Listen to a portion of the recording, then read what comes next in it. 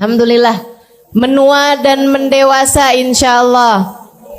Menua dan bahagia insyaallah. Amin. Menua dan semakin taat kepada Allah insyaallah. Menua dan semakin mencinta dicintai Nabi Muhammad insyaallah. Amin ya rabbal alamin. Dan kita udah beberapa hari lagi Bu mau masuk kepada bulan suci Ramadan. Jangan lupa ya Bu ya, nisfu Sya'ban itu malam penentuan nasib. Nih penting banget gak tuh? Penting banget nih Bu, malam penentuan nasib. Kita nggak tahu nih kan nasib kita ke depan nih kayak gimana. Ada apa aja di depan kita nggak paham. La tadri nafsun madza taksibu gada, kata Allah dalam Al-Quran. Wa ma tadri nafsun bi ayyi ardin tamut. Seseorang nggak pernah tahu apa yang akan dikerjakannya esok hari. Kita cuma bisa merencanakan. Akan tetapi Allah jualah yang menentukan. Jadi teman-teman sekalian, kita bisa rencanain doang, tapi yang sejatinya apa yang akan kita kerjakan esok hari kita nggak pernah tahu. Apa yang akan terjadi esok hari kita nggak pernah tahu. Kita nggak tahu, orang tua kita nggak tahu, anak kita nggak tahu, suami kita nggak tahu, pemerintah nggak tahu apa yang akan terjadi esok hari. Yang tahu siapa? Allah Subhanahu Wa Taala. Karenanya kita mesti minta benar-benar sama Allah Subhanahu Wa Taala urusan nasib ini. Jadikan nasib kami bagus ya Allah. Jadikan nasib kami baik ya Allah. Saya ingat dulu kalau saya minta doa sama Babah Bahiyah. Babah Bahiyah itu salah satu perempuan solehah Bu. Salah satu wali min auliyaillah. Seorang waliyah ya Bu ya. Wali perempuan. Dengan segala kemuliaan-kemuliaan yang beliau punya. Alhamdulillah saya dekat dengan beliau. Alhamdulillah Allah karuniakan.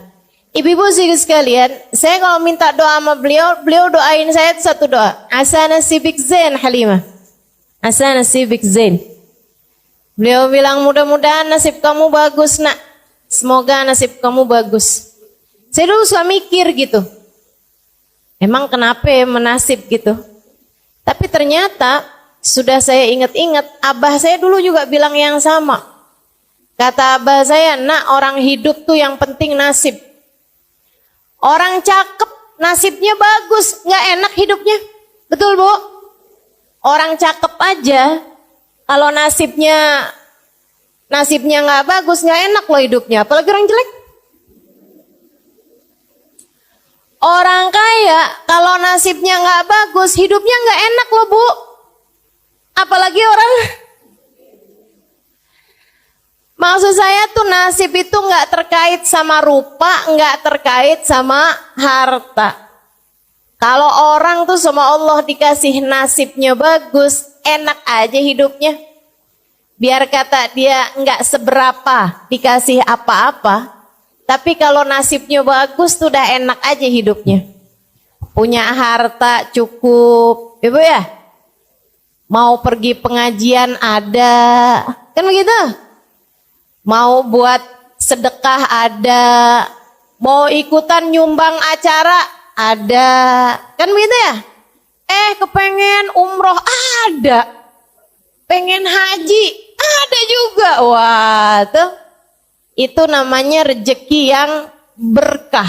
Namanya nasib hartanya adalah harta yang bagus. Nah kita minta kayak begitu tuh sama Allah SWT.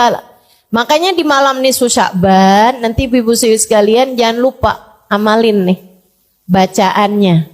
Yang diajarkan, yang dilakukan oleh para guru-guru kita. Kabarnya ini diajarkan dari Nabi Muhammad. Sebab para sahabat ngamalin, para tabi'in ngamalin, para ulama-ulama sepanjang zaman ngamalin Bu. Saya belajar dulu di Indonesia 8 tahun sebelum saya lanjutkan ke luar negeri. Nah itu ibu-ibu sekalian, semua tuh ulama-ulama Jawa Barat, Jawa Tengah, Jawa Timur ngajarin sama semua dah malam nisfu Sya'ban baca Yasin 3 kali. Udah ibu ikutan ulama aja daripada ikutan yang gak jelas tuh bu. Baca Yasin malam nisfu Sya'ban bid'ah. Bid'ah tuh gimana? Bid'ah tuh dolalah. Kullu bid'atin dolalah. Semua bid'ah adalah sesat. Wa kullu dolalatin finnar. Semua kesesatan membawa neraka. Maksud kamu orang baca Yasin masuk neraka gitu? Lah ini kan rada enggak enak dipikir ya. Rada enggak pas gitu otak kita mikirnya. Jadi maksud kamu orang baca Yasin malam nisfu Sya'ban sesat. Terus kalau sesat masuk neraka. Berapa banyak orang-orang di mana-mana baca kalau malam nisfu Sya'ban Yasin 3 kali.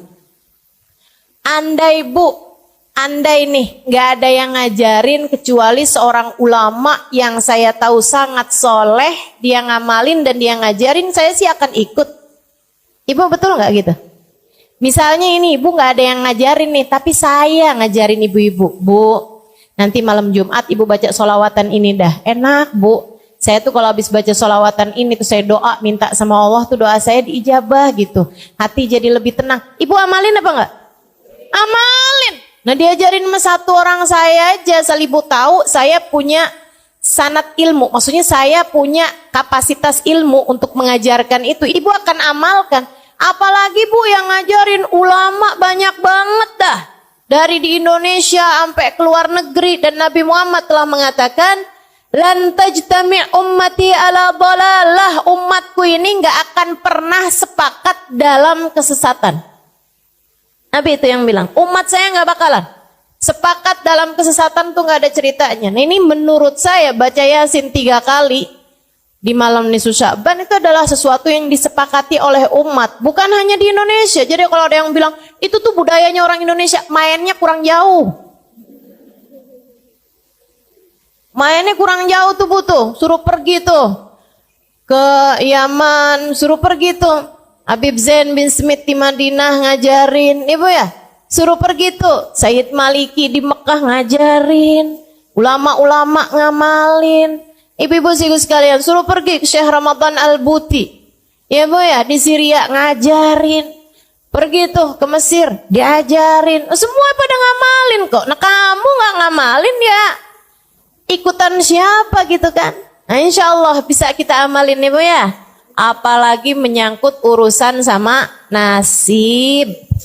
Innallaha yatajalla fi lailatin nisf min Sya'ban fayaghfir illal musyrik wal musyahin.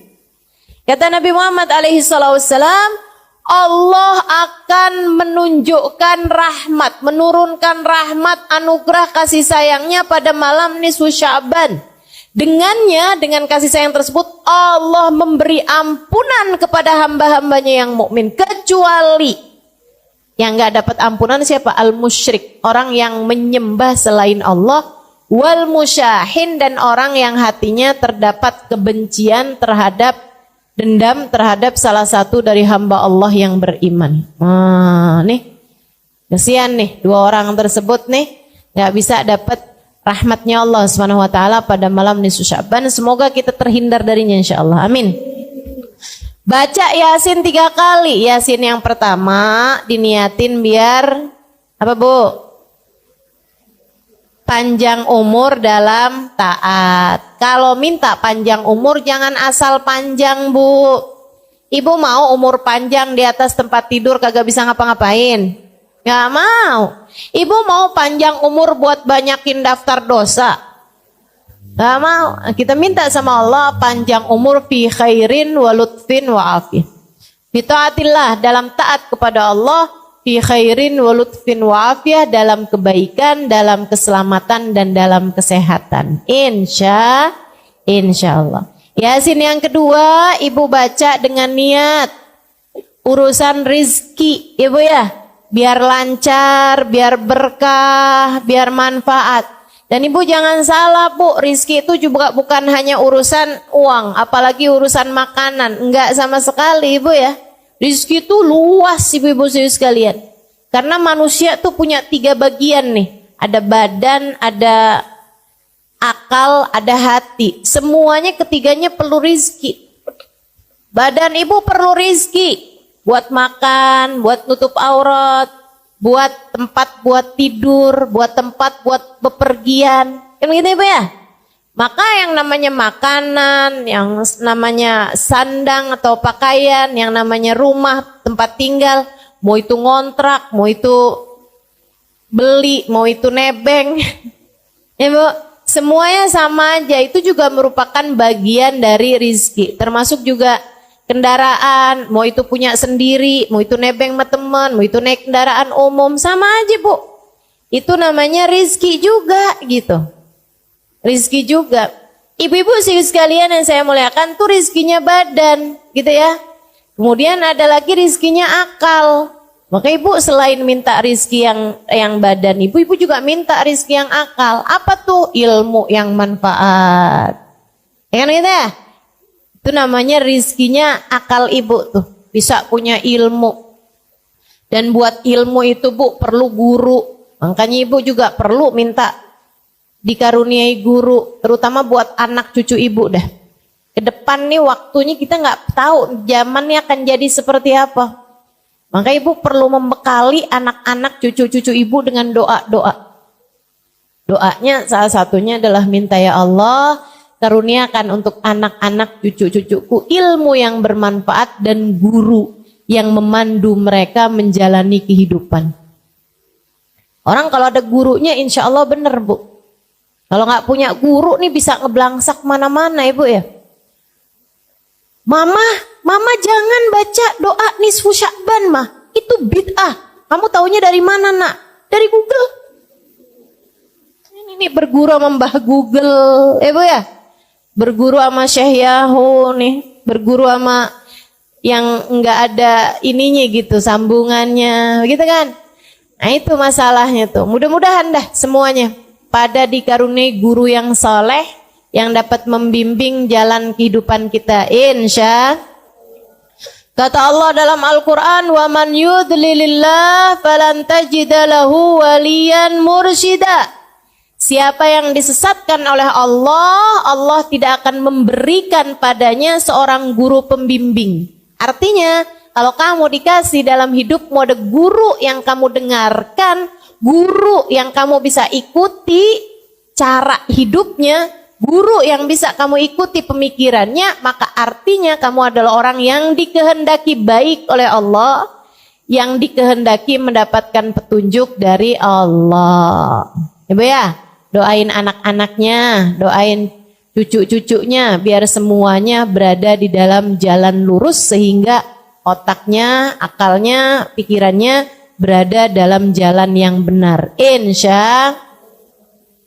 Kemudian Bu ada lagi nih, rizkinya hati.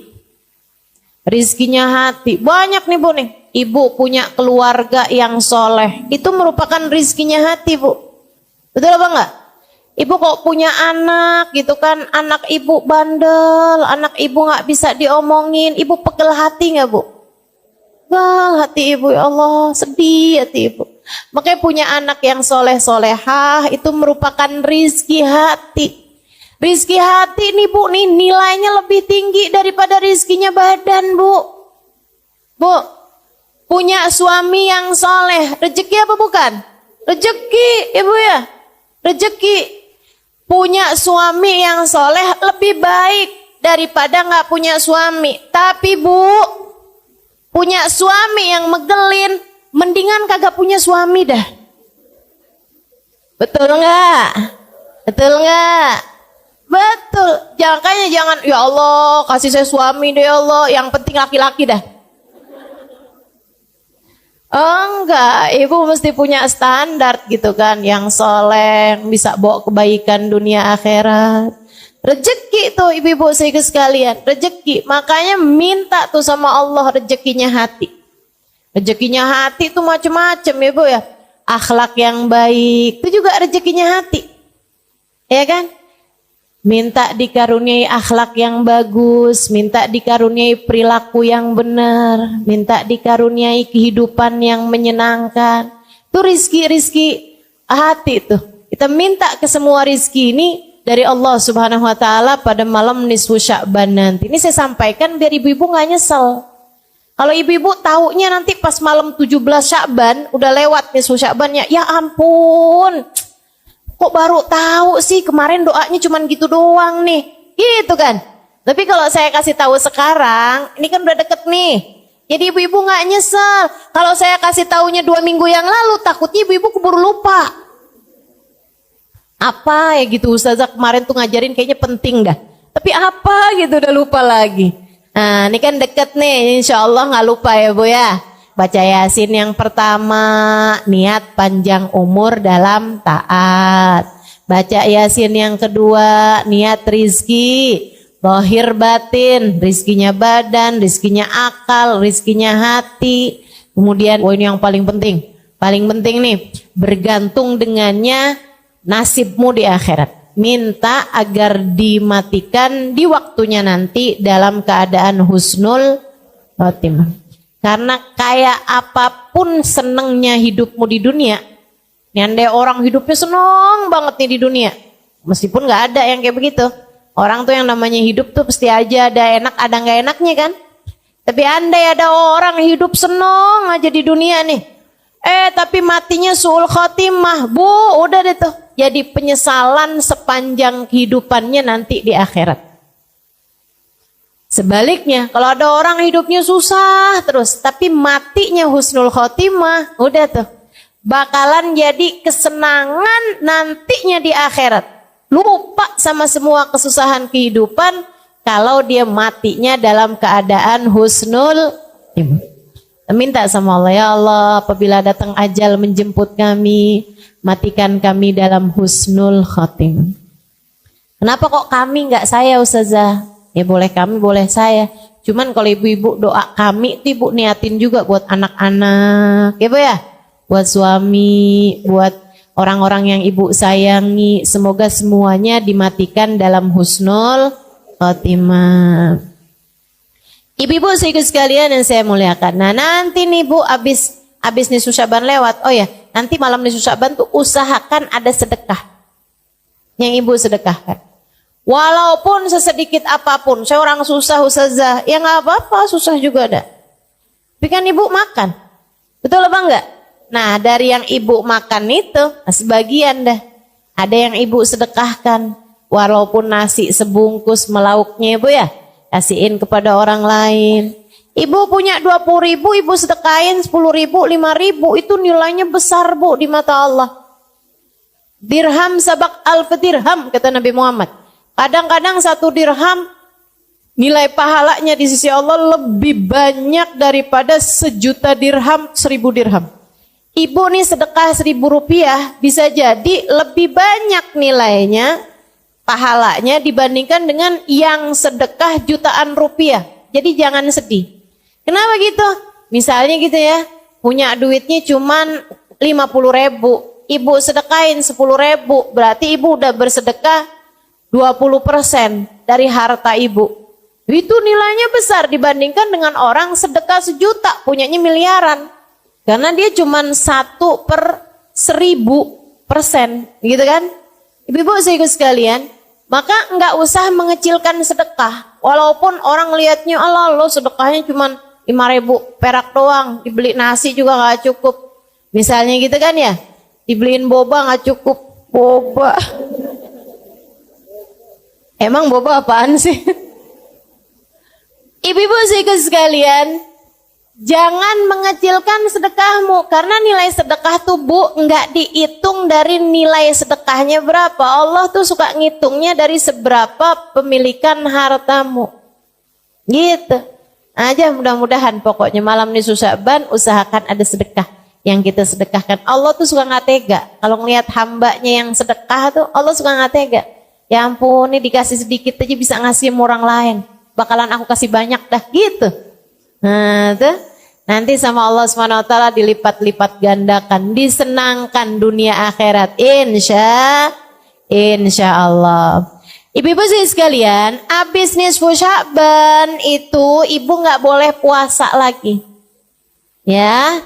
Abisnya nisfu Sya'ban ibu nggak boleh puasa sunnah, tapi kalau puasa wajib yaitu bayar utang tetap boleh sampai selunasnya. sampai selunasnya. Ibu bayar deh tuh, karena itu kan puasa itu yang wajib-wajib memang wajib dibayar gitu Bu. Jadi nggak ada batasan sampai akhir Ramadan. Meskipun sebaiknya Bu ya, jangan akhir Ramadan banget tuh kamu masih ada puasa. Sebaiknya udah dibayar-bayarin dulu dah dari sebelum hari terakhir di bulan Ramadan. Hari terakhir di bulan Ramadan itu kalau puasanya nggak wajib ya Bu ya, hukum puasanya haram. Hukum puasanya haram. Ibu nggak punya utang, begitu kan ya? Nah itu walaupun misalnya saya punya puasa sunnah yang nyambung nih Ustazah. Saya puasain dari bulan Rejab kemarin, Rejab, Syakban saya puasain. Boleh nggak puasa saya nyambung sampai Ramadan, sampai Lebaran? Nggak boleh. Wajib hari terakhir di bulan Syakban ibu nggak puasa. Kenapa gitu? Sebab seperti yang tahun sekarang nih Bu nih, Syakbannya jatuhnya cuma 29 hari. Nah tanggal 29 berarti besokannya itu kan bisa Ramadan bisa nggak Ramadan. Kalau hari terakhirnya bisa 30 ya. Kalau hari terakhirnya 30 itu kan bisa tanggal 1 Ramadan bisa juga tanggal 30 Syakban. Namanya Yaumus Syak. Nabi Muhammad mengatakan man shama yaumas syak faqad asa Abul Qasim. Siapa yang berpuasa pada hari terakhir di bulan Syakban, di hari yang diragukan apakah udah masuk puasa atau belum, faqad asa Abul Qasim, dia telah durhaka kepada Nabi Muhammad. Nah kalau hari Syakbannya terakhir 29 tetap juga jangan puasain tuh Bu tanggal 29. Walaupun ibu punya puasa sunnah yang nyambung. Kenapa gitu? Biar memisahkan antara puasa sunnah dari puasa yang wajib. Ibu ya. Jadi ibu jangan puasa hari terakhir di bulan Syakban. Itu untuk puasa yang sunnah. Tapi kalau untuk puasa yang wajib, emang utang puasanya masih banyak, tetap boleh tuh dipuasain meskipun tanggal 29 Syakban. Ibu-ibu sekalian yang saya muliakan, sebenarnya mengakhirkan puasa sampai lewat nisfu Syakban tuh hukumnya makruh Bu. Makruh. Apalagi kalau sampai datang puasa Ramadan, kamu masih punya utang puasa dari Ramadan yang sebelumnya, tuh hukumnya haram. Haram artinya dosa. Ibu, makanya ibu bayarin deh tuh utangnya. Kenapa nggak bayar-bayar? Kagak ada yang nagih Ustazah. Nah loh, mau minta siapa yang nagih? Israel. Kan serem banget ya Bu. Nah, insya Allah dah, pokoknya bayarin dah hutangnya tuh. Saya dah yang nagih, mewakili malaikat Israel. Masya Allah. Sebelum datang malaikat Israel, buruan bayar hutangnya. Mudah-mudahan Allah Subhanahu Wa Taala jadikan kita lunas dari semua hutang. Baik hutang kepada Allah kayak puasa begini nih ataupun hutang kepada manusia. Insya. Sampai datang Ramadan, ibu. Hati-hati sama Ramadan. Ramadan itu Bu, amal ibadah dilipat gandakan benar. Tapi jangan salah, dosa juga dilipat gandain. Bu, orang tuh kalau bulan Ramadan ya Bu ya, bohong kan emang haram. Ya Bu, tapi kalau ibu-ibu bohongnya di bulan Ramadan, ibu bohongnya berkali lipat. Apalagi kalau ngepasin Lailatul Qadar, nah loh. Sekali bohong kayak 1000 bulan bohong. Serem bener. Berlipat ganda Bu. Karena katanya para ulama, semua waktu di mana amal ibadah berlipat ganda, kalau kita berbuat dosa juga berlipat ganda. Makanya banyak ulama memilih untuk tidak mau tinggal di Mekah. Kenapa gitu? Karena di Mekah itu amal ibadah berlipat ganda. 1 rakaat senilai 100.000 rakaat. Benar. Akan tetapi dosa juga berlipat ganda. Di Masjidil Haram itu sholat 1 rakaat senilai 100.000 rakaat di tempat yang lain. Tapi kalau bikin dosa di Masjidil Haram, dosanya juga lipat-lipat ganda.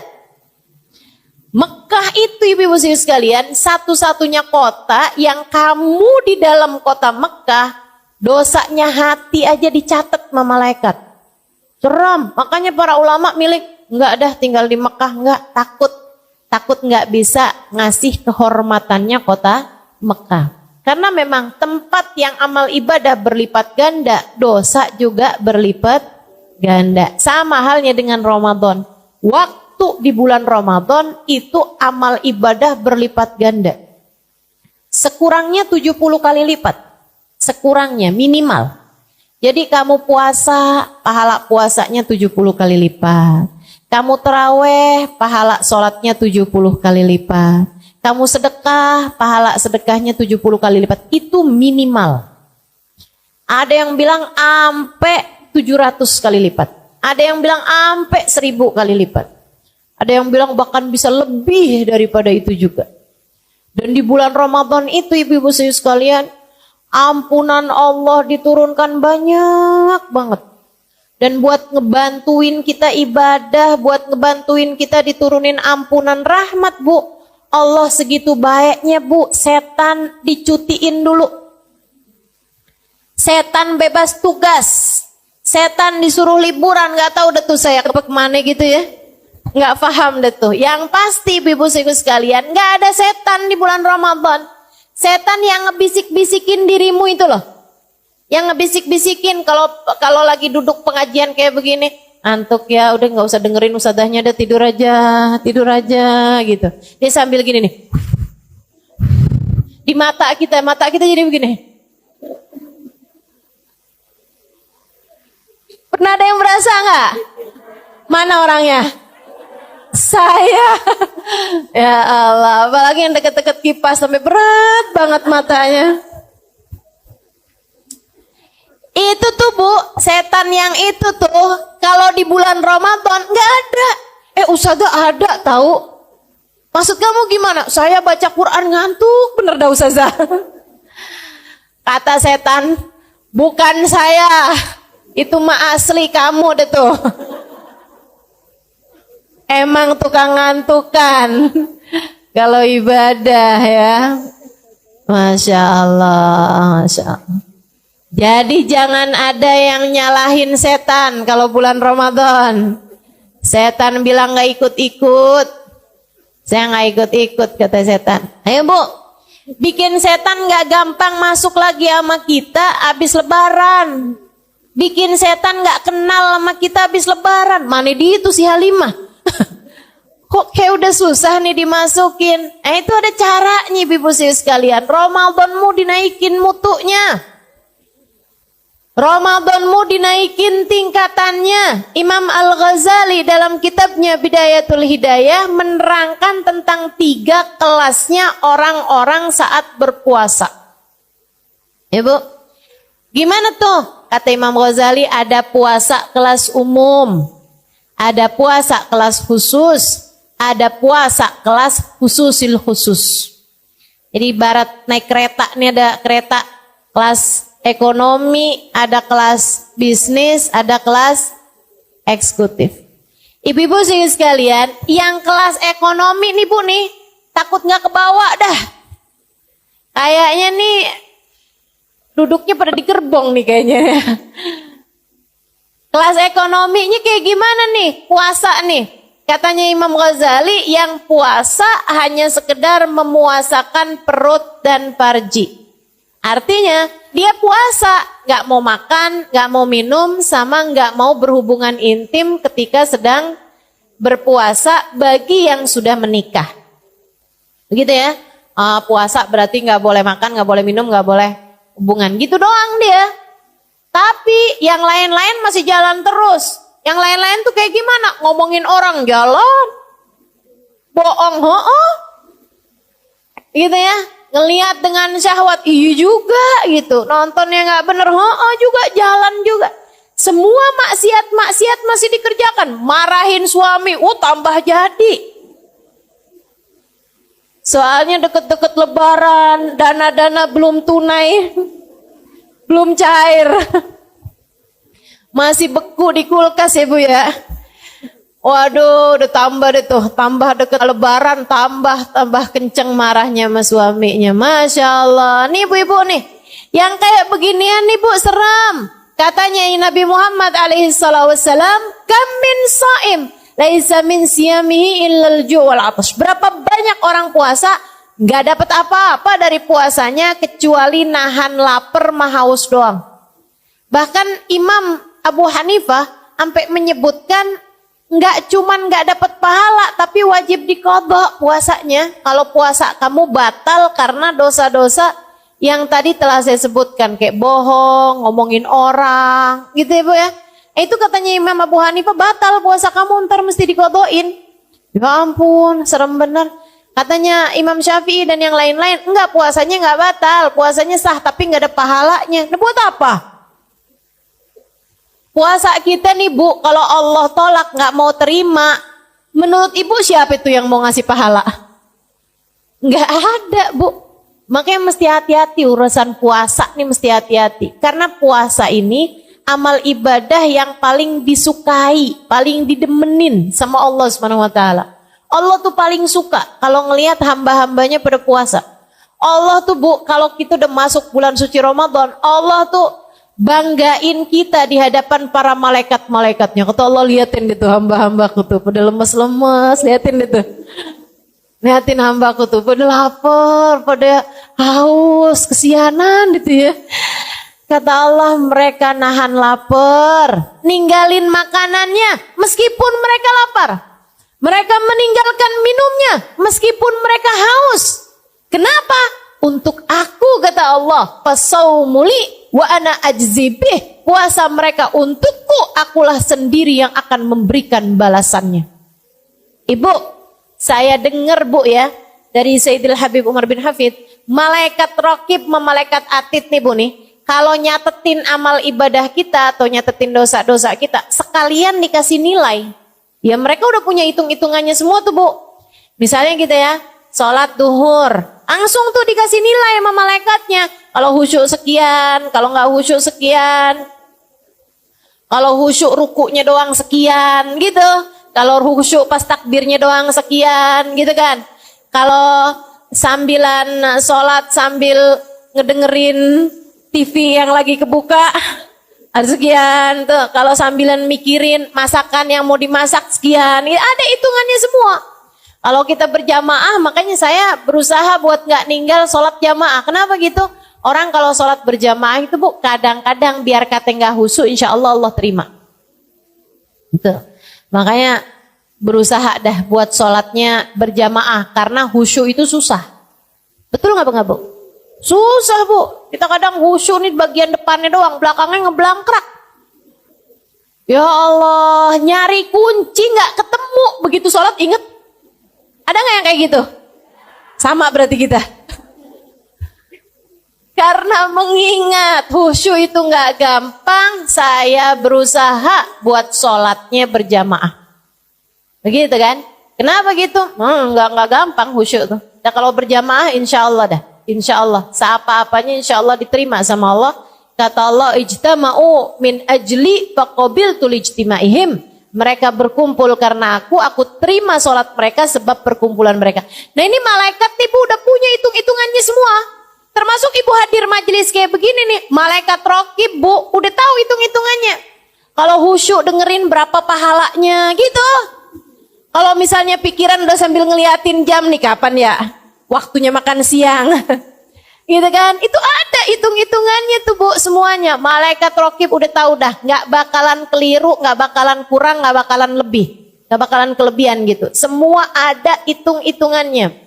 Yang gerak-gerak mulu badannya, masa orang nggak boleh gerak-gerak Ustazah?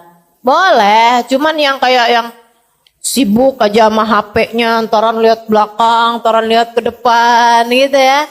Enggak khusyuk tuh kan namanya. Kata Nabi, lausakan galbu hadza lasakanat jawarihuh. Kalau hati seseorang tenang, maka akan tenanglah anggota tubuhnya. Insya Allah. Ibu-ibu, semua malaikat tuh punya hitung-hitungannya amal ibadah kita, kecuali puasa. Kecuali puasa. Jadi kalau ibu puasa, itu malaikat cuma tulis Halimah puasa. Gitu misalnya. Gitu doang, udah. Siapa yang ngasih nilai? Allah langsung. Makanya bahaya nih. Puasa nih bahaya. Amal ibadah yang paling disukai Allah, tapi Allah kalau nggak demen ditolak aja sama Allah. Nggak ada tedeng aling-alingnya. Nggak ada pengacara yang ngebelainnya gitu. Puasa nih urusannya. Karena langsung sama Allah Subhanahu wa taala. Kalau malaikat tuh Bu tuh masih banyak istighfarnya buat kita nih hamba-hambanya Allah. Malaikat itu. Masih kayak yang mau katanya Ibu ya, malaikat itu ada di kitabnya Imam Al-Haddad, Risalah Mu'awana ya kalau nggak salah ya. Itu katanya Imam Al-Haddad radhiyallahu ta'ala anhu warḍah, kalau kamu bikin kemaksiatan, itu malaikat atid nggak langsung nulis dosa kita. Nggak langsung nulis. Katanya malaikat raqib bilang kayak gini, Tid jangan dicatat dulu Tid. Siapa tahu habis gini dia taubat, tar dulu Tid, tungguin. Gitu katanya Bu. Itu ada tuh, ada hadisnya, ada sanadnya Bu ya, ditulis tuh sama Imamul Haddad. Beneran ini. Kalau kita niat berbuat buruk, apalagi nggak ditulis sama dia. Baru niat doang tuh nggak ditulis. Tapi kalau niat kita berbuat kebaikan udah langsung ditulis. Kalau kita ngerjainnya ditulis dan diberi pahala minimal 10 kali lipat. Masya Allah. Tuh ibu-ibu sekalian. Jadi malaikat raqib sama malaikat atid tuh masih ada gitu. Masih ada yang jangan ditulis dulu deh dosanya, tar dulu. Siapa tahu dia taubat, tar dulu. Masih banyak rahmatnya orang, ya kecuali kalau udah gemes kali ya. Maksiat mulu nih kerjaannya, langsung tulis. Wallahu a'lam deh tuh.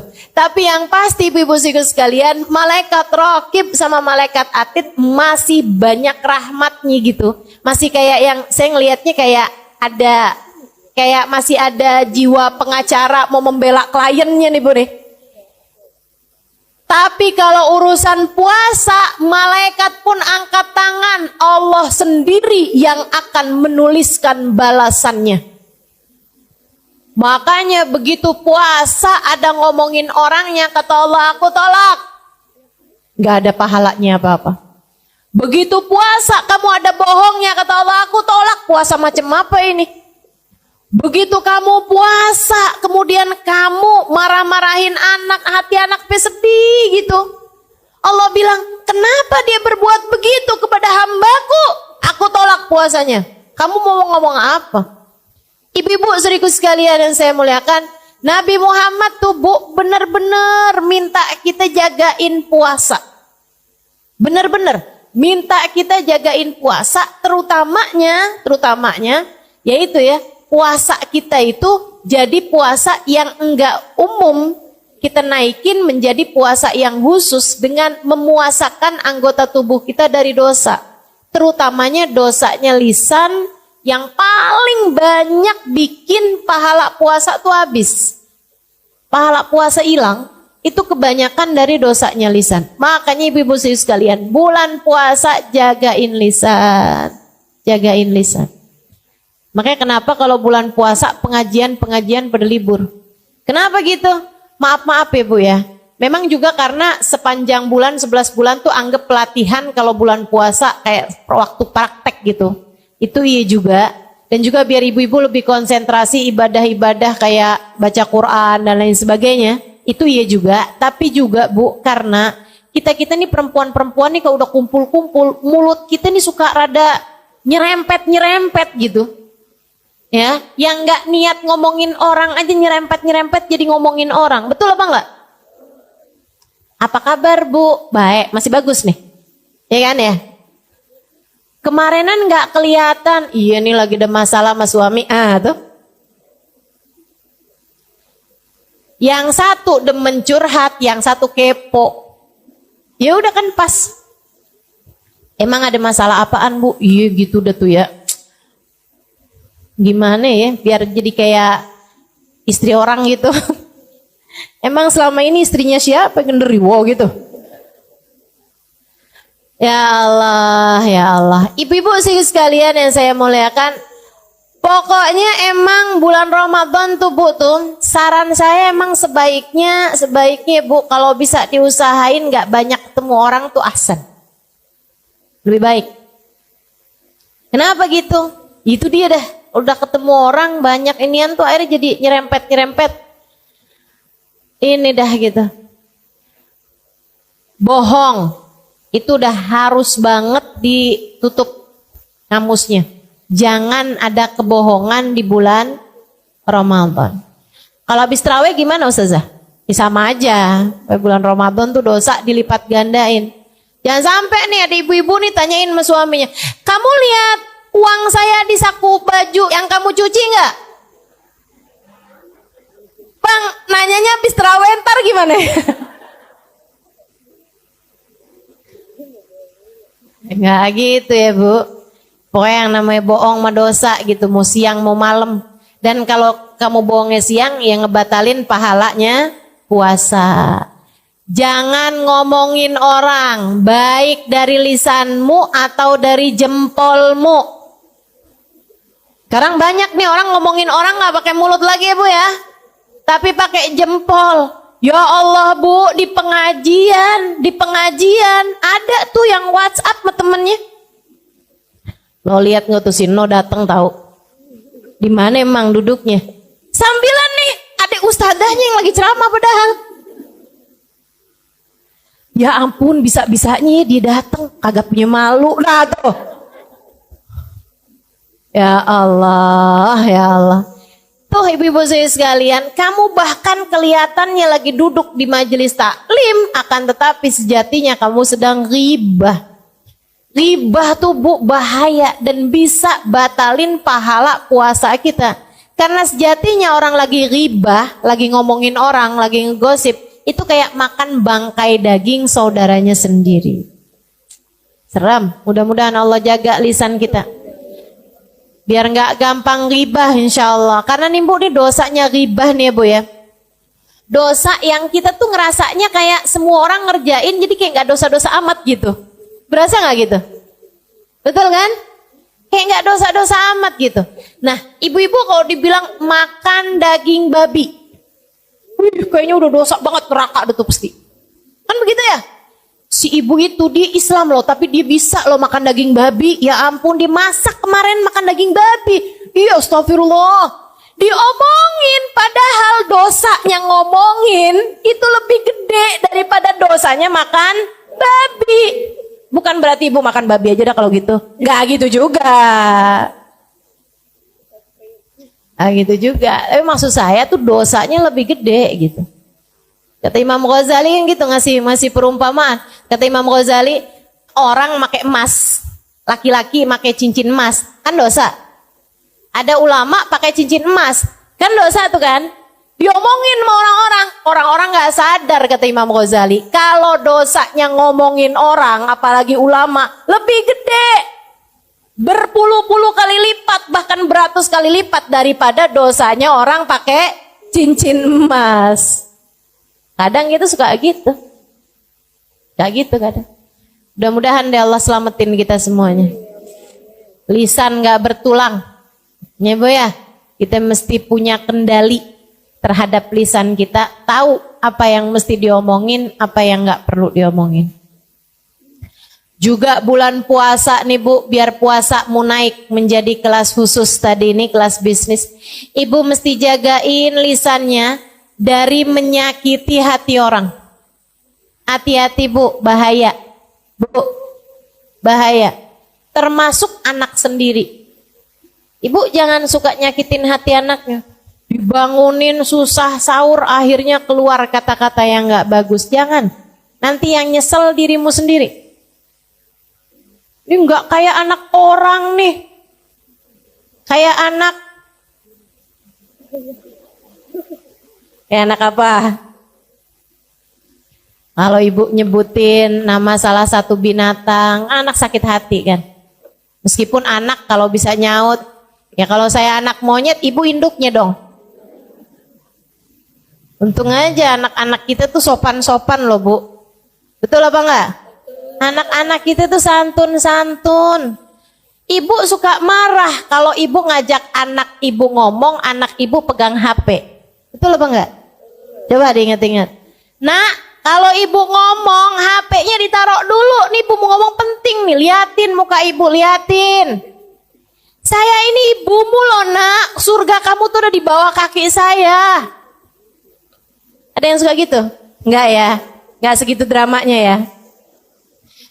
Ibu-ibu sekalian, kita marah kalau kita ngomong, anak kita pegang HP. Tapi betapa seringnya anak kita ngomong dan kita pegang HP, ngaku. Betul apa enggak? Dan alhamdulillah anak kita santun-santun. Saya nggak pernah lihat tuh yang anaknya ngomong kayak gini. Ibu, saya lagi ngomong ya Bu ya. Coba taruh HP-nya. Nggak pernah lihat saya. Nggak pernah lihat. Santun anak kita, Masya Allah. Maka ibu-ibu sedikit sekalian yang saya muliakan, jagain hati anakmu. Kalau kamu sendiri nggak pinter jaga hati anakmu, siapa lagi yang akan jaga hati dia? Kalau dalam rumah dia tidak mendapatkan kedamaian, di mana lagi dia akan menjadikan sebuah tempat sebagai tempat dia berpulang. Orang kalau nggak dapetin damai di dalam rumahnya, mesti di mana lagi? Kesian, mau di jalanan. Kesian banget anak-anaknya. Udah Bu, lupakan semua kemarahanmu, lupakan semua kekesalanmu sama anak. Ibu-ibu sedikit sekalian, anakmu, kata Imam Ghazali alaihi ridwanullah, adalah bayanganmu. Kalau kamu pengen bikin anakmu lurus, kamunya mesti lurus. Hubabah Zahra, ibunda dari guru saya Al-Habib Umar bin Hafid. Guru kami Al-Habib Umar bin Hafid, guru kita semua Al-Habib Umar bin Hafid. Itu ibu-ibu sekalian punya anak soleh-solehah semua. Banyak anaknya Bu, soleh-solehah semuanya ibu-ibu sekalian. Lebih dari 10 orang anaknya. Semuanya soleh, semuanya solehah. Bahkan yang satu jadi mufti di kota Hadramut. Yang satu lagi Al-Habib Umar bin Hafid, orang soleh wali min auliyaillah. Ibu-ibu sedikit sekalian yang saya muliakan, semuanya soleh-solehah. Putra-putri dari Hubabah Zahra ini ya Bu ya.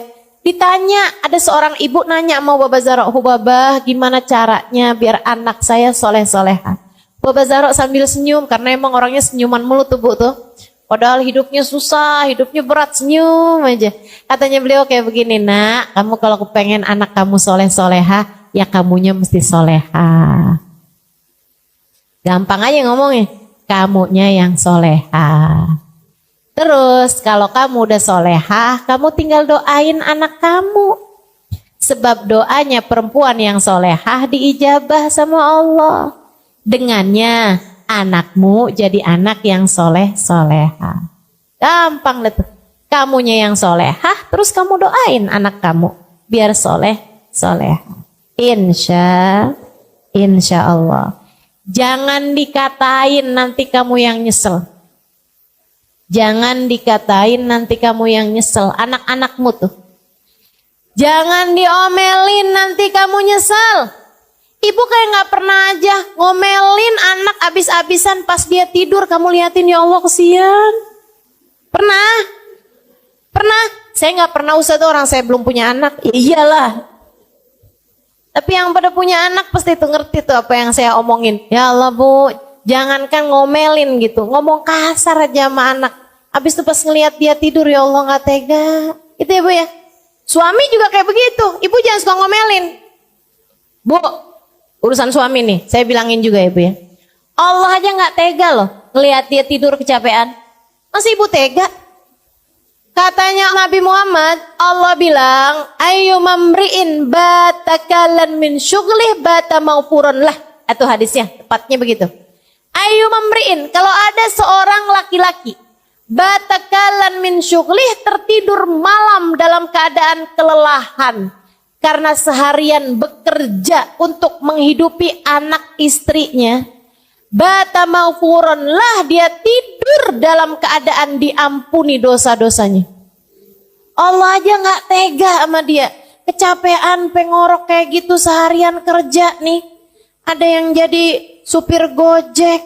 Ibu ya, ada yang jadi tukang, ada yang kerja jadi guru, ada yang kerja apalah segala macam pekerjaan suami kita. Kecapean seharian tuh dia kerja, malam-malam tidurnya sampai ngorok. Kita sebel aja, ampun gak bisa tidur nih, gimana ya, gitu sumpet apaan nih ya, biar suara ngoroknya gak kedengeran gitu kan. Kita balikin, dia miring ngoroknya. Ya Allah, kita tendang aja bagaimana nih, ya ampun, astagfirullah. Ibu-ibu sedikit sekalian, Allah aja gak tega loh. Padahal dia kerja tuh, sampai capek ngorok, bukan buat Allah, buat kamu. Masa Allah aja gak tega, kamu tega sih sama dia? Kesian, ya. Meskipun kalau ada suami juga saya bakalan bilangin nih, sian sama istrinya. Sian. Kamu omelin seharian, kamu tidur lihat dia gitu, kamu tega? Nggak tega juga. Istri kamu tuh loh, perempuan gitu ya, dengan segala kelemahannya, dengan segala hatinya yang lembut, Dia mau ngurusin kamu, walaupun kamu belum tentu mau kurus. Dia mengurusin anak-anaknya. Yang adalah anak-anak kamu, gitu kan. Kasihan tuh. Ya Allah. Allah aja gak tega, sampai dijadikan surga berada di bawah telapak kakinya. Masa kamu tega sih? Maka berumah tangga nih, mesti yang saling sayang. Dah. Hilangkan segala kemarahan-kemarahan. Hilangkan segala kebencian-kebencian. Bulan Ramadan. Allah aja gak tega ngelihat hambanya tuh pada lemes-lemes. Pada lapar-lapar, haus-haus gitu. Masa kita tega sih ngelihat anak itu udah lemes kayak begitu kamu omelin mulu. Bu, orang kalau lagi puasa tuh tidur aja berpahala loh. Kan begitu ya? Naumus shaim ibadah. Kata Allah, tidurnya orang lagi puasa nilainya ibadah. Allah aja gak tega, dia tidur aja ditulis pahala. Masa kamu tega-teganya sih? Bang, puasa tidur mulu. Ya Allah, Bu, Allah gak tega. Kamu ngeliat anak kamu tidur, puasa tidur aja kerjaannya. Ayo bangun, sholat, ayo baca Quran. Ini gitu segala macam kamu omelin. Ya Allah, Bu, dia tidurnya ibadah, kamu ngomel dosa. Nih, mikirnya yang benar nih. Dia lagi ngerjain ibadah loh, Bu. Kamu bangunin. Yang ada kamu yang dosa. Dia lagi ibadah, kamu gangguin. Ya Allah, khair insyaallah. Mudah-mudahan ibu-ibu nih jadi gak pada ngomelan dah kalau datang bulan Ramadan. Amin. Latihan dari sekarang, Bu ya. Udah, Bu, belajar buat ngelihat lucu-lucu dalam kehidupan. Gitu. Lihat suaminya ngomel, ibu lihatnya yang lucu aja dah. Ya ketawa aja liatin gitu. Ketawa, dia lagi marah kita ketawa gitu. Kamu ketawa kenapa sih? Abang lucu dah, Bang. Hidungnya kembang kepis, Bang. Mata abang tuh ntar nyipit, ntar ngebelalak, lucu dah, Bang. Gituin aja udah yang lucu aja ngelihatnya. Udah gak usah, hidup udah gak usah disusah-susahin ya, Bu. Yang enak aja. Kita punya Allah Maha Rahman. Alhamdulillah. Kita punya Nabi penyayang. Alhamdulillah. Udah lihat lucu aja dah dalam kehidupan ini. Gak usah diberat-beratin. Datang bulan suci Ramadan, hilangkan segala kemarahan, hilangkan segala kebencian. Yang rahmat sama siapapun. Nggak usah bawa-bawa perasaan sedih nih sampai tanggal segini belum bisa beli baju lebaran. Dah nggak usah dipikirin. Nggak usah dipikirin. Bu. Nggak usah dipikirin. Ada banyak sunnah-sunnah yang lain yang ibu bisa kerjain. Dah nggak usah. Lagian kalau Allah kasih rezeki sih, Bu, nggak ada siapapun bisa menghindari. Ya, Bu ya. Udah Allah mau ngasih dikasih juga. Udah apa yang bikin hati ibu sedih, tinggalin. Ibu tahu nggak? Setan tuh, Bu, ini di hari-hari setan nggak ada kayak gini nih. Setan tuh ngodain kita, Bu, tidak hanya dengan ngajakin kita berbuat dosa. Akan tetapi setan tuh seringkali ngodain kita nih dengan cara dibuat hati kita putus asa, hati kita sedih, hati kita overthinking, kata istilah anak zaman sekarang nih. Itu tuh seringkali bisikan-bisikan setan, kayak ngilang-ngilangin nikmat yang Allah SWT berikan. Padahal kalau kita mau hitung nikmatnya Allah, nggak kebayang banyaknya. Udah, ibu nggak usah mikirin yang nggak ada, ibu syukuri aja apa yang ada. Insya Allah. Sebab, Bu, kalau kamu mau cari yang nggak adanya terus, kamu akhirnya nggak bisa bersyukur dalam kehidupan. Saya kasih tahu ya, Bu ya, hidup ini nggak pernah ideal buat siapapun. Bu, nggak ada loh orang yang hidupnya ideal, hidupnya pas semuanya, nggak ada, Bu. Ada orang nih ya, Bu ya, sakit-sakitan, hidupnya nggak enak, kan begitu kan? Sakit mulu gitu, dikit gini sakit, dikit gitu sakit. Enak apa nggak enak? Nggak enak. Kadang-kadang nih sehat orangnya ya Bu ya. Giliran punya suami, suaminya megelin.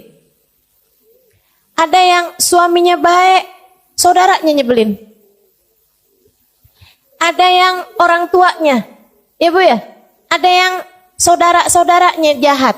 Ada yang mertuanya Bu. Ada yang iparnya. Pasti ada aja yang namanya hidup memang kayak begitu. Emang kayak gitu. Nggak pernah ideal. Kayaknya susah deh mau nyari orang yang semua orang sayang sama dia, semua orang baik sama dia gitu. Orang Nabi Muhammad yang sempurna gitu aja Bu, dijahatin sama pamannya, iya kan? Dijahatin sama tetangga-tetangganya, dijahatin sama orang sekampungnya. Apalagi kita yang kayak gini nih, pasti ada aja. Dan kita nih Bu, kalau mau nyari hal-hal yang bisa bikin hidup kita sedih, hidup kita merasa, katanya orang zaman sekarang insecure, ya Bu ya, ngerasa minder, ngerasa sedih hati, mau dicari mah ada aja Bu. Orang tuh hidup nggak ada yang ideal, ya kan Bu? Nggak ada yang hidupnya udah pas tuh, hidup yang kayak begitu tuh, nggak ada. Tapi hati bisa pas. Tapi hati bisa ideal. Manusia yang hatinya paling ideal Nabi Muhammad SAW. Hidupnya nggak ideal Bu, Nabi Muhammad. Betul apa enggak? Ya gimana mau ideal hidupnya Nabi Muhammad? Lahir aja udah nggak punya bapak. Mau ideal dari mana? Anak umur 6 tahun ditinggal mati ibunya. Mau ideal dari mana Bu? Nabi Muhammad alaihissalam berada dalam kemiskinan berpuluh-puluh tahun, ibu-ibu sekalian. Nggak ideal hidupnya Nabi Muhammad. Nabi Muhammad, ibu-ibu saudariku sekalian, punya anak 7. Bu, 6 di antara anaknya Nabi Muhammad yang menguburkannya. Artinya Nabi Muhammad tuh Bu, punya anak 7. Anaknya semuanya meninggal sebelum meninggalnya Nabi Muhammad. Sedih apa nggak sedih? Sedih. Ideal apa enggak hidupnya Nabi Muhammad? Enggak. Hidupnya Nabi Muhammad penuh dengan ujian. Hidupnya Nabi Muhammad penuh dengan kesusahan-kesusahan. Akan tetapi hati Nabi Muhammad ideal. Hati itulah yang menjadi pusat segala sesuatu. Nikmat, enggak nikmat hidup, semuanya letaknya ada di dalam hati kita. Bahagia letaknya di hati. Makanya ibu-ibu saudariku sekalian, hidupmu pasti nggak ideal. Akan tetapi hatimu bisa menuju kepada ideal. Hidup nggak ada yang sempurna, tapi hati kita bisa menuju kepada kesempurnaan dengan cara menjadi hamba yang bersyukur. Suami kita kayak gimana? Alhamdulillah. Anu gitu ya Bu ya? Punya suami ganteng, alhamdulillah. Kagak usah nonton sinetron. Gak usah nonton drakor. Udah cakep dah suami saya, tontonin dia aja. Punya suami jelek, alhamdulillah, gak susah jagainnya.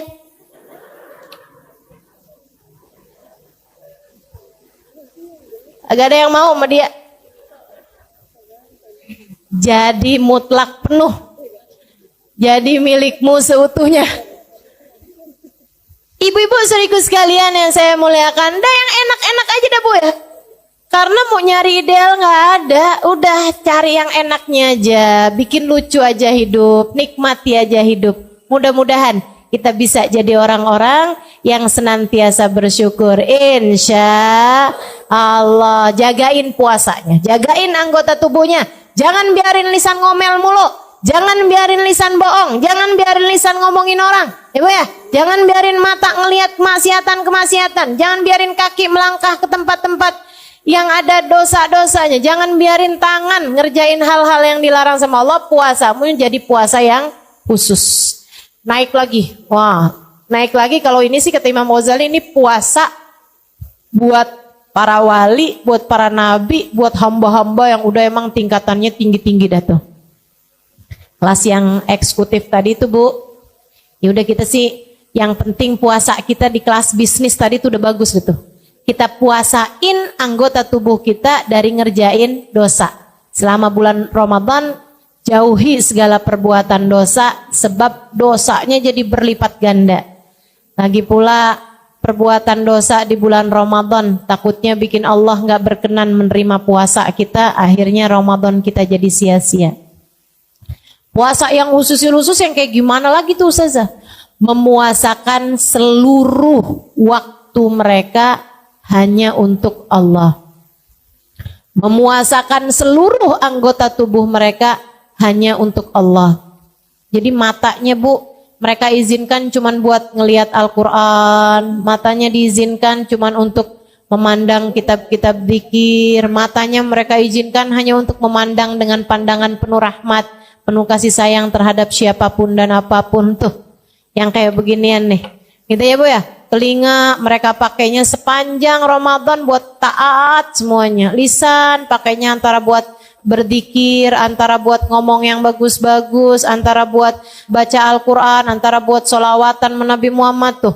Yang kayak beginian nih. Ibadahnya ibadah eksklusif ya Bu ya. Kelas-kelas hamba-hamba Allah Subhanahu wa ta'ala. Imam Asy-Syafi'i Bu kalau bulan Ramadan hatam 60 kali hataman Quran. Siang 1 hataman, malam 1 hataman. Saya masih ketemu. Ada namanya Habib Abu Bakar. Habib Abu Bakar bin Umar Al-Haddar. Itu Bu, ketua atau munsibnya, kepala suku gitu ya dari Al-Haddar di kota Tarim Hadramut. Belum lama saya ada teleponan juga sama beliau karena putranya lagi datang ke Indonesia beberapa hari yang lalu. Itu ayahnya Bu, semua orang di kota Hadramut di Tarim tahu bahwasanya beliau itu menghatamkan 1 kali hataman Quran tiap harinya. Tiap harinya. Dikiranya membaca 1 hataman Al-Quran. Dan itu semua orang tahu. Jadi istrinya, keluarganya udah tahu dah. Jam sekian sampai jam sekian ayah saya baca Al-Quran gak bisa diganggu gugat. Jam sekian sampai jam sekian ayah saya baca Al-Quran gak bisa diganggu gugat. Sehari hatam 1 kali hataman Quran. Sehataman Bu. Dari Fatihah ke An-Nas. Nggak kayak kita dibalik. Dari An-Nas ke Al-Fatihah. Ini kan cepet ya Bu ya. Masya Allah. Ini dari Fatihah ke An-Nas Bu. 30 juz. Kita mah putus asa. Nggak bakalan bisa kita tiru dah. Ibu-ibu jangan coba-coba tiru. Nggak bakalan sanggup. Sehari 30 juz. Ya Allah udah dah. Nggak bakalan bisa ibu-ibu saudariku sekalian. Tapi sekurangnya Bu, 3 juz mah bisa insya Allah. Ya Bu. Kayak nggak niat gitu dah. Nggak ada nih saya lihatnya. 3 juz bisa apa enggak? Bisa Ustazah, yang 1 juz Al-Quran, yang 1 juz Al-Bukat mama enggak. Ya Allah, insya Allah ya Bu ya. Pokoknya Bu, selama bulan suci Ramadan, Ibu harus ada hataman Qur'annya. Pokoknya nih, minimal gitu ya Bu ya. Sekali, kalau bisa 2 kali. Kalau bulan Ramadan kemarin 2 kali, setahun ini 3 kali. Insya Allah. Paksain, kalau nggak dipaksain emang kagak jadi dah. Mesti dipaksain, mesti komitmen. Sekurangnya selama bulan Ramadan. Insya Allah lisan kita pakai buat baca Al-Quran. Ibu-ibu saudariku sekalian, mudah-mudahan naik puasa kita nih. Jadi naik puasa kelas bisnis insya Allah. Biar puasa kita diterima sama Allah. Ada Qurannya, ada terawihnya. Ibu kalau terawih jangan nyari masjid yang paling cepat. Kelakuan nih. Ada nih yang kelakuannya kayak begini nih. Kalau nyari, enak tuh sholat terawih di sono dah. Kenapa? Cepet. Pokoknya setengah jam semuanya kelar semua. Setengah jam sama sholat isyanya. Itu terawih model apa tuh ya, cepet bener dah. Bismillahirrahmanirrahim, Yasin. Kirain baca Yasin. Allahu Akbar. Ruku, ya Allah. Ya Allah. Jangan ya Bu ya. Insya Allah Bu, terawihnya biar bener. Ya Bu, dikirannya juga biar banyak. Dikiran Ramadan gini nih. Asyhadu an la ilaha illallah. Astaghfirullah. nas'alukal jannata wa na'udzubika. Ashhadu an la ilaha illallah, astaghfirullah, nas'alukal jannata. Ashhadu an la ilaha illallah, astaghfirullah, nas'alukal jannata wa na'udzubika minan nar. Allahumma innaka afuwun tuhibbul afwa fa'fu anna. Allahumma innaka afuwun. Allahumma innaka afuwun tuhibbul afwa fa'fu anna ya karim. Tuh kita perbanyak. Insyaallah mudah-mudahan Allah terima semuanya. Allah mudahkan semuanya buat diamalkan insyaallah. Mudah-mudahan apa yang turun pada malam nisfu Sya'ban dan pada sepanjang bulan Ramadan nanti Allah tidak menghalangkan kita darinya insyaallah. Semoga saja di saat turun hujan ampunan kita semuanya terampuni dosa-dosanya. Ketika turun hujan rahmat kita menjadi hamba yang disayang Allah Subhanahu wa taala. Ketika turun itkun minan nar, pembebasan dari api neraka, kita menjadi orang-orang yang telah dibebaskan Allah dari api neraka insyaallah. Mudah-mudahan Allah Subhanahu wa taala menjadikan kita di bulan Ramadan semakin dekat dengan orang-orang saleh, semakin dekat dengan hamba paling saleh Nabi besar Muhammad sallallahu alaihi wasallam, karena kita mengikuti cara beliau menjalankan bulan suci Ramadan. Mudah-mudahan Allah Subhanahu wa taala menjadikan kita orang-orang yang dikaruniai umur yang berkah, nasib yang bagus, rizki yang halalan, thayyiban, mubarakan, ilmu yang bermanfaat, hati yang selalu bahagia. Allah karuniakan pada ujung akhir hidup kita kematian dalam husnul khatimah. Ala hadiniyah bikuniyatin salihah jami'ah syamilah la hadratin Nabi Muhammad sallallahu alaihi wasallam. Al-Fatihah.